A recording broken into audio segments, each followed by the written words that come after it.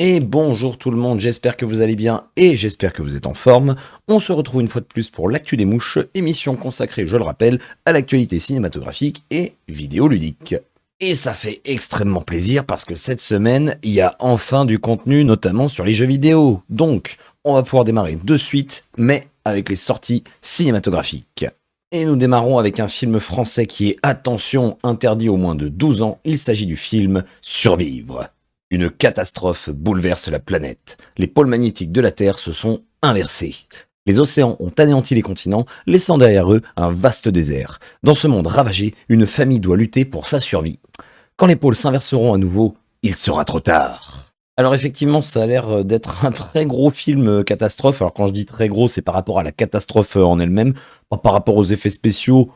Même si on voit deux trois trucs dans la bande-annonce qui peuvent être intéressants, ça a l'air cool. En vrai, je trouve que pour un film français, ça a l'air plutôt cool. J'ai juste un petit peu de réserve quant au jeu des acteurs. Je trouve que tout ce que nous montre la bande-annonce au niveau des dialogues et tout, j'ai presque eu l'impression de me retrouver dans un film de série B. C'est comme si c'était des acteurs américains qui avaient été doublés par justement des voix françaises, mais de l'époque.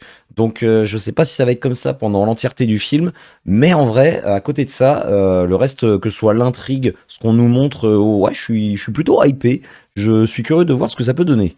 Et j'ai notamment envie de savoir qu'est-ce qui va se passer durant toute cette aventure, combien de temps ça va durer sans que les océans soient présents, combien de temps ça va durer justement quand les océans vont revenir, est-ce que ça va être à la toute fin, est-ce que ça va être au milieu du film, on ne sait pas, enfin beaucoup de questions. J'espère que ça va être bien traité, que ça va pas être bâclé. Je sais pas combien de temps le film dure, blablabla, ils annoncent 1h32 film. Bon, on va espérer que l'ensemble soit plutôt bien réparti. Mais comme je vous le disais, ouais, je suis plutôt intéressé.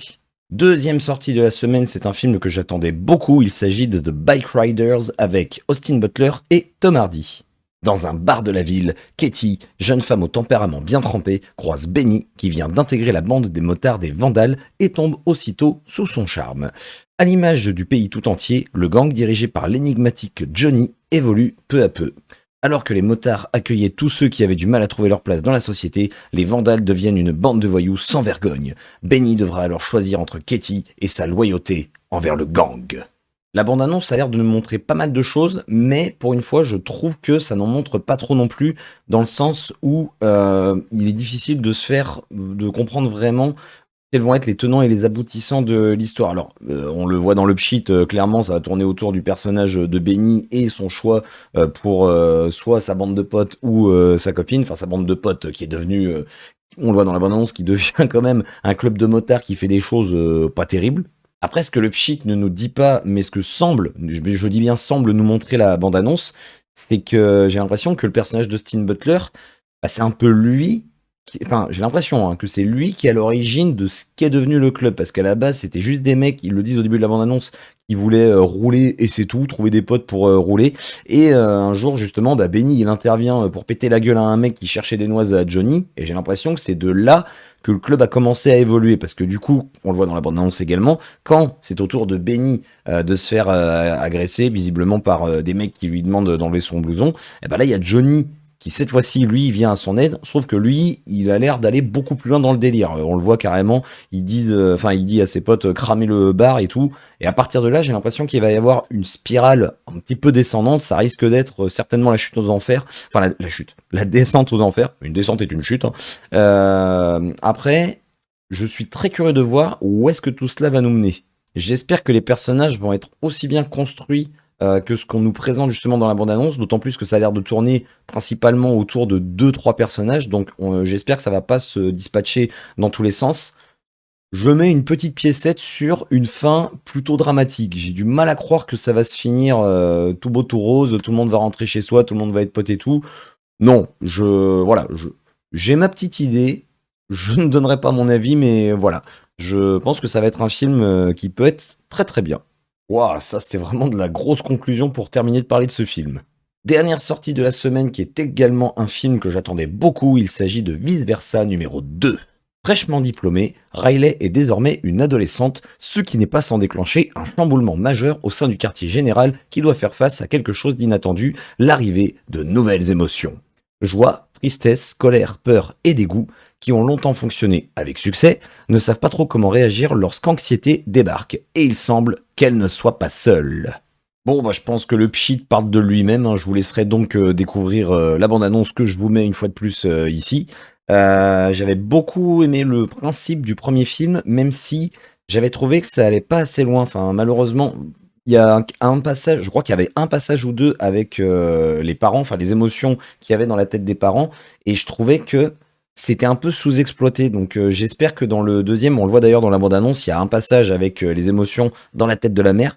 Mais j'espère qu'il y aura un petit peu plus de variantes justement au niveau des différents esprits. J'espère qu'on sera pas que sur Riley, mais également sur d'autres personnages. Après, vu qu'il y a de nouvelles émotions qui apparaissent dans la tête de Riley, je pense quand même qu'ils vont beaucoup s'y consacrer. Mais j'espère qu'ils feront souvent le parallèle entre ce qui se passe dans la tête et ce qui se passe en vrai. Dans le premier, c'est beaucoup resté dans la tête dans l'esprit de Riley. Et c'était pas nul pour autant, attention, hein, comme je le dis, j'avais passé vraiment un très bon moment, mais il n'y avait pas autant de parallèles que ce que pouvait que ce que pouvait nous proposer justement ce concept. Donc à voir comment c'est traité dans ce deuxième film. Et en parlant du premier film, justement, je pense à ce qui se passait à la toute fin. Je crois même que c'était pendant le générique, quand elle rencontre un garçon. On voit ce qui se passe dans la tête de Riley, enfin, il me semble. Mais surtout, on voit ce qui se passe dans la tête du mec qui est en face, avec toutes les émotions, ce qui sont en panique totale. Il y a le feu, je crois. Enfin, ils sont en mode grosse panique. C'était assez marrant. Donc, je pense vraiment qu'il y a vraiment de très bonnes idées à creuser là-dedans. On le voit également dans la bande-annonce, il y a un moment, elle dit « Je suis répugnante, je sortirai plus jamais de chez moi ». Bah, justement, la scène qui se passe avec sa mère. J'espère qu'il y aura plusieurs situations comme ceci qui feront intervenir un petit peu toutes les émotions. Et à noter également, enfin, je trouve qu'ils ont plutôt bien choisi justement les autres émotions qui vont intégrer l'équipe. Et je pense que ça peut être assez complémentaire. Donc je suis très impatient de le découvrir. Comme d'habitude, il y a 2-3 autres sorties éventuellement qui pourraient être intéressantes à côté des films dont je vous ai parlé précédemment. On va avoir par exemple le film Maria qui traite de l'actrice Maria Schneider qui a joué notamment dans Le Dernier Tango à Paris aux côtés de Marlon Brando. Là dans le film c'est Matt Dillon qui interprète Marlon Brando. J'aime beaucoup cet acteur donc pourquoi pas éventuellement. Après bon, c'est un biopic drame. Moi, vous savez, un coup ça passe, un coup ça casse. N'étant pas un fan plus que ça de Maria Schneider, enfin honnêtement, je pense pas avoir vu beaucoup de films avec elle. Voilà, on va dire pourquoi pas, mais ça s'arrêtera là. On va avoir également 2 films d'animation qui vont sortir cette semaine. Alors le premier, ça va être Détective Conan, l'étoile à 1 million de dollars. Je ne connais pas du tout Détective Conan, mais je sais qu'il y a beaucoup de monde qui connaissent cet animé, ce manga. Donc écoutez, je vous laisserai vous faire votre propre avis. Et le deuxième, il s'agit de Fairy Tail 100 Years Quest, en route pour la quête de 100 ans. Des titres un petit peu à rallonge. Pareil, je ne connais pas du tout Fairy Tail. Je sais qu'il y a un jeu qui m'intéressait potentiellement, qui est assez difficile à trouver d'ailleurs, enfin à des bons prix en tout cas. Donc voilà, je ne sais pas si c'est... alors attendez, découvrez en avant-première les 3 premiers épisodes de Fairy Tail. Donc c'est quoi? C'est en lien avec la série? Enfin, c'est des nouveaux épisodes? C'est... achever la quête, la légendaire quête de 100 ans et terrasser les 5 dragons divins, un exploit que nul mage n'est parvenu à concrétiser. Bon, écoutez, les aficionados pourront certainement me dire de quoi il s'agit. Ça dure 1h25, 3 épisodes, ouais, donc ça semble à peu près cohérent avec des épisodes d'environ une demi-heure. N'hésitez pas à me faire un retour en commentaire si vous le souhaitez. Et nous en avons terminé pour les sorties cinématographiques. Nous passons maintenant à l'actualité vidéoludique. Première sortie de la semaine, ce mardi 18 juin, ça sort sur toutes les plateformes sauf sur Nintendo Switch. Il s'agit du jeu Blood, avec un petit hashtag devant. Il s'agit d'un dungeon crawler qui semble mélanger habilement action RPG et dessin animé, un petit peu dans le style des dessins animés qu'on avait dans les années 90-2000, on va dire, sur Cartoon Network. Ça me fait un petit peu penser, je sais pas pourquoi, au laboratoire de Dexter, au Super Nana, ce genre de dessin animé. Donc visuellement, c'est très très très très très très réussi. Et donc, qui dit dungeon crawler dit forcément exploration, donjon, plein d'ennemis de partout. Le gameplay a l'air... je ne sais pas en fait. On nous montre pas beaucoup de phases de gameplay dans le trailer. Ça a l'air assez fun. C'est très beau comme je le disais. Je sais pas quelles vont être les différentes possibilités, s'il va y avoir beaucoup de combinaisons possibles, beaucoup d'attaques. En tout cas, ça a l'air assez varié au niveau des décors. Ça a l'air très très très coloré. Donc je suis curieux d'en voir un petit peu plus. Mais j'ai pas grand chose de plus à dire sur ce jeu. On peut juste voir dans la bande-annonce que ça semble se passer dans un lycée, qu'il a l'air de se passer des choses pas très correctes. Et j'imagine que, bah, comme dans tous les jeux du monde, notre but va être de défier les forces du mal. Et sur certaines images que j'ai pu voir, bah, j'ai l'impression qu'il y a presque un côté Cuphead sur certains boss. Je me trompe peut-être, mais il y a un moment où ça me donne vraiment l'impression d'un défilement horizontal avec un boss qui donne des attaques et nous bah, qui devons nous déplacer pour essayer de le toucher. Donc ouais, assez curieux de voir ce que ça peut proposer en termes de gameplay. Deuxième sortie de la semaine qui sort également ce 18 juin, il s'agit de Still Wakes the Deep, qui est un survival horror qui sort uniquement sur PC, PS5 et Xbox Series. J'aime beaucoup le contraste qu'il y a dans la bande-annonce entre le son, qui est une musique assez douce, et bah, la joyeuseté forcément des images qu'on nous montre. Hein. C'est un survival horror, donc forcément il va y avoir du sang, il va y avoir des trucs pas très joyeux. Donc plutôt intéressant la façon dont ils ont construit le trailer. L'histoire se passe sur une plateforme pétrolière dont toutes les communications ont été coupées. Il a l'air de se passer des choses avec des mutants pour changer un petit peu. Alors attention, hein, certainement que c'est plus profond que ça, mais de ce qu'on nous montre, voilà, c'est encore des créatures démoniaques. Comme ça, regardez, ça me fait un petit peu penser au jeu Narcosis. Alors, je l'ai, mais je ne l'ai pas encore fait. Mais les images que j'avais vues de ce jeu, je trouve qu'il y a des similitudes. Attention, après, hein, comme j'y ai pas joué, ça se trouve, ça n'a strictement rien à voir, c'est possible. Il me semble d'ailleurs que Narcosis se passe quasiment entièrement sous l'eau. Là, dans ce jeu, dans Still Wakes the Deep, ça a l'air de se dérouler à la fois sous l'eau et également sur la plateforme pétrolière. J'ai même l'impression que ça va être plutôt l'inverse, ça va être plus hors de l'eau que sous l'eau. Mais je peux me tromper. En tout cas, moi, je suis pas fan des survival horror de base, mais celui-ci, il est plutôt intriguant, je dois le reconnaître. Après, à voir honnêtement au niveau du gameplay, j'ai un petit doute par rapport à ce que nous montre la bande-annonce. On voit aucune arme, on voit juste notre personnage qui se déplace. Donc, est-ce que ça va être juste de l'exploration survie, on va dire, et le but, ça va être juste d'aller d'un point A à un point B, ou est-ce qu'on va avoir des interactions possibles avec des armes ou ce genre de choses pour pouvoir se battre contre les ennemis? Peut-être qu'ils nous gardent la surprise pour la sortie du jeu, mais là, comme ça, regardez, j'ai l'impression que ça va être juste des déplacements, se cacher éventuellement, et c'est tout. Nous enchaînons avec la sortie le mercredi 19 juin du jeu Murky Divers, qui est également un jeu de survie, même survival, j'ai également envie de dire, qui se passe également sous l'eau.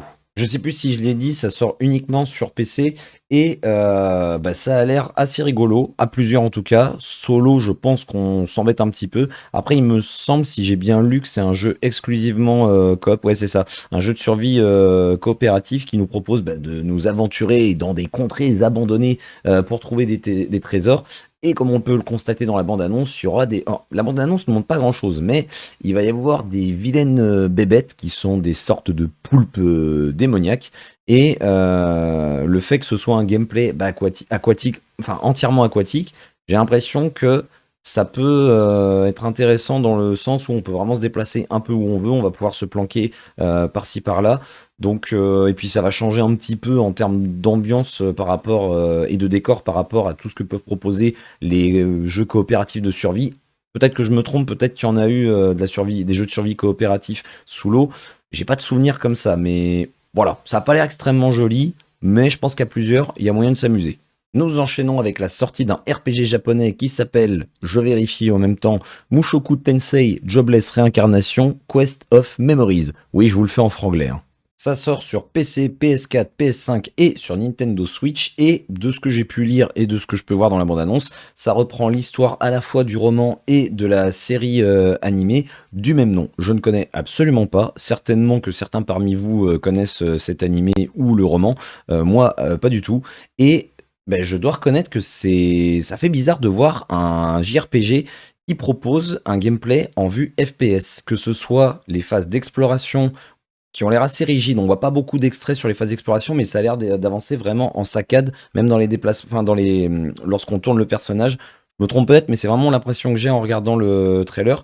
Et pareil pour les phases de combat, c'est de la vue FPS avec, on aperçoit de temps en temps une petite jauge en bas de l'écran où on va avoir des icônes pour les différents personnages qui vont être dans notre équipe. Donc une sorte de pseudo barre ATB qui va certainement nous dire à quel moment on va pouvoir attaquer avec tel ou tel perso. Mais voilà, c'est très intriguant comme choix de prendre cette vue FPS pour un RPG tout simplement.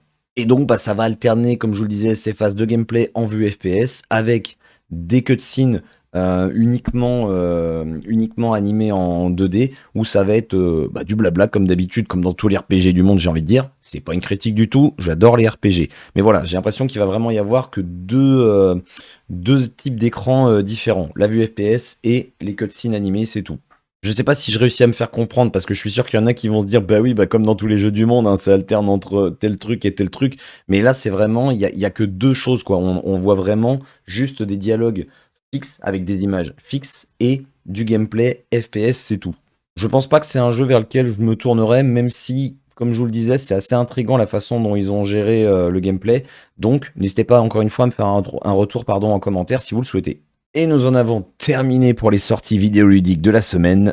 Et là, je suis sûr qu'il y en a qui ont déjà crié au scandale avant même que je puisse terminer ma blague, puisque nous allons bien évidemment terminer avec la sortie ce vendredi 21 juin du DLC d'Elden Ring Shadow of the Erdtree qui sort sur PC, PS5 et Xbox Series. Je ne sais absolument pas s'il y a déjà eu des images de gameplay, mais je sais que si c'est le cas, je n'ai absolument pas envie de les voir. J'ai juste vu le trailer que je vous mets, que vous pouvez voir actuellement, qui dévoile pas mal de choses visiblement sur l'intrigue, à quel moment ça se situe. Je ne vous cache pas également que ça fait un petit moment que je n'ai pas touché à Elden Ring, donc je ne suis pas du tout au point sur justement le lien entre le DLC et le jeu original. Après, de ce que j'ai compris, il y a pas mal de gens qui ont dû regarder à droite à gauche pour justement trouver un petit peu le lien potentiel de tout ce lore, hein, comme on dit dans le jargon. Et honnêtement, j'ai envie de faire confiance à FromSoft parce que bon, FromSoft, c'est quand même un studio, voilà, dont la réputation n'est plus à faire, hein, j'ai envie de dire. Donc moi, j'ai presque une confiance aveugle en leur DLC. Donc je sais plus, ils ont annoncé pas mal de boss. Je sais pas combien de temps il va durer. En vrai, oui, ouais, c'est pas que je voulais pas me, enfin, je voulais en savoir plus, mais je voulais pas en savoir plus. En fait, j'ai vraiment envie de découvrir ce DLC comme on découvre n'importe quel FromSoft. Enfin, moins on en sait quand on découvre un FromSoft, meilleur c'est. Enfin, plus c'est savoureux à découvrir. Même si, je le dis haut et fort, absolument aucun FromSoft ne pourra égaler, sauf peut-être dans le futur, un jour pourquoi pas, mais absolument aucun FromSoft ne pourra égaler le tout premier Dark Souls. Et oui, car même si certains peuvent dire que ça a vieilli, je trouve que ce n'est absolument pas le cas. Je trouve que c'est un jeu qui faut encore la pile à plein de jeux qui sortent aujourd'hui. Bon, j'en termine avec cette parenthèse, mais déjà, tout ce que je peux vous dire en fait par rapport à ce trailer, c'est que c'est visuellement sublime. J'imagine que le jeu va être aussi beau que Elden Ring, voire peut-être un petit peu plus. Je sais pas si il y a eu certainement plein de mises à jour sur le jeu depuis. Je vous dis, ça fait plus d'un an que j'y ai pas touché, donc j'ai hâte d'y toucher. Voilà, je le ferai certainement, enfin c'est même pas certainement, je le ferai forcément en live sur la chaîne Twitch. Vous avez le lien dans la description si jamais vous voulez nous rejoindre. Et cette fois-ci, nous en avons bel et bien terminé avec les sorties de la semaine. N'hésitez pas à me laisser encore une fois un petit pouce comme ceci ou comme ceci et à partager la vidéo autour de vous. En espérant que le contenu vous ait donné une fois de plus envie d'aller voir des films et ou de jouer à certains jeux. Et on se donne donc rendez-vous la semaine prochaine pour une nouvelle session de l'actu des mouches. Je n'ai absolument pas regardé s'il va y avoir beaucoup de contenu ou pas, ce sera la surprise. Et il ne me reste plus qu'à vous souhaiter une très bonne journée, une très bonne soirée et ou une très bonne nuit. Comme d'habitude, prenez soin de vous. Et bisous tout le monde.